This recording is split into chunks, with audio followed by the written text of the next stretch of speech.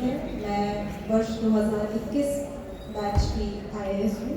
अभी district training चल रही है। हमारी जो ट्रेनिंग होती है उसमें एक पार्ट डिस्ट्रिक्ट में रह करके आप ट्रेनिंग को पूरी करते हैं, तो वो मेरी मेरठ में चल रही है। 2020 की जो UPSC CSE की परीक्षा थी उसमें मेरी दूसरी रैंक थी। और भोपाल से मैं आती हूँ। मेरी शिक्षा NIT भोपाल से मैंने इलेक्ट्रिकल इंजीनियरिंग पूरी की थी 2017 में, और 2 साल BHEL भोपाल में एक इंजीनियर के पद पर मैं कार्यरत रही हूँ। जब मुझे पता चला कि दिया दिल्ली के बारे में, तो ये मुझे अपने कुछ बैचमेट्स के थ्रू पता चला था कि इससे कनेक्टेड थे। और गायत्री परिवार की जो मेरी सबसे पुरानी मेमोरीज हैं वो बचपन से शुरू होती हैं।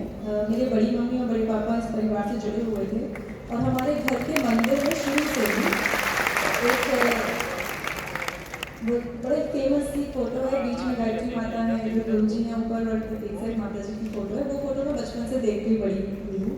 तो जब उन्होंने मुझे बताया गायत्री परिवार के बारे में, तो बड़ी खुशी हुई कि आज यहाँ पे आने का भी मौका मिल रहा है और आप लोगों से बात करने का मौका मिल रहा है। तो UPSC के बारे में बात करेंगे। इसमें कितने लोग हैं जो एस्पिरेंट्स ही हैं? ज़्यादातर।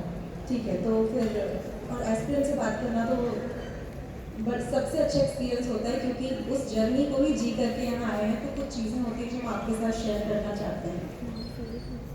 सबसे पहले आप ज़्यादातर लोगों ने अपने मन बना ही लिया है कि UPSC देना है। यदि आप शुरुआत कर रहे हैं तो मैं आपको एक जो मैंने किया था मुझे उससे बहुत बेनिफिट हुआ है, आप लोग एक एक्सरसाइज जरूर करिएगा कि जब भी कोई परीक्षा देने जाए, वो UPSC की हो, कोई भी परीक्षा हो, उसमें सबसे पहले आपको पता होना चाहिए कि सिलेबस क्या है।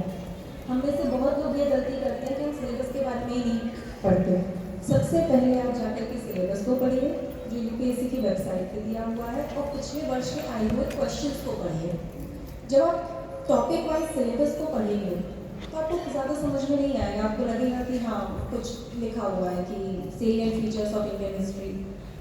जब आप उसी टॉपिक से जो क्वेश्चंस पूछे गए हैं, जब आप इन दोनों को एक साथ रख करके पढ़ेंगे तो आपको समझ में आएगा कि किस टॉपिक से क्या प्रश्न UPSC पूछ रहा है। और यकीन मानिए, जो सालों से एक पैटर्न है एक दिन में नहीं बदल जाएगा कि यदि आप जिस वर्ष परीक्षा देने जाएंगे उस दिन पूरा 100% ओवरऑल हो जाएगा एग्जाम का।